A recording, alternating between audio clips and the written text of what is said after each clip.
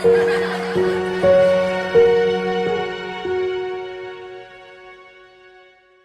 guys, Eric here. Welcome back to our channel.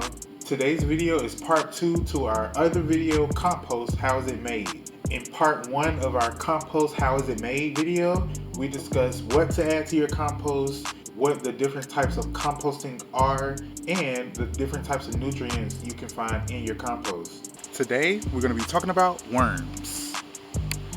Vermicomposting is the process of using earthworms in aerobic decomposition to produce organic, rich soil.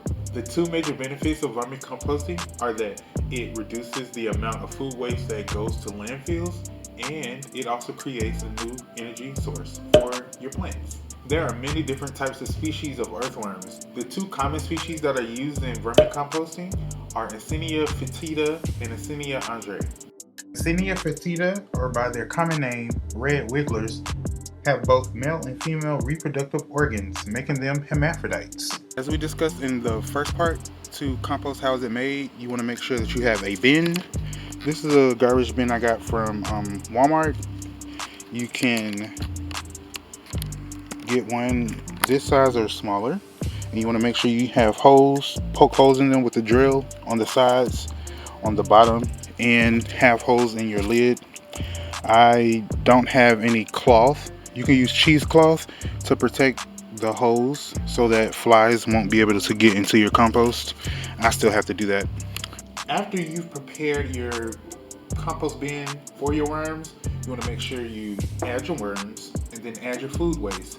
Remember to only add food waste that worms can successfully break down, which is eggshells, used tea bags, banana peels, apple peels, orange peels, other vegetable waste, used coffee grains, dried leaves, grass clippings. Those are the only types of materials that you should be putting in your compost, and also dry or wet newspaper.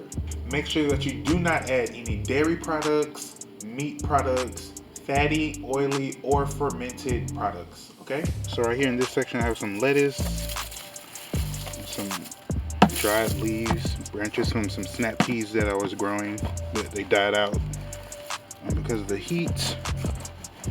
And as you go deeper, I have some banana peels right there, and some more banana peels down there, pineapple, and then you can see right there one of our friends.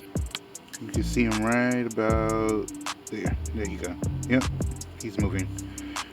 And to make sure that you're not overwatering your compost, just add water every time you add your food. Thanks again guys for watching today's video. If you learned something about worms, let us know down in the comment section. Also, make sure to follow us on Instagram at EBLLCINC and on Facebook at Easton Banks Learning and Life Center. Thanks again for watching. Make sure you subscribe before you go, and we'll see you guys next time. Bye.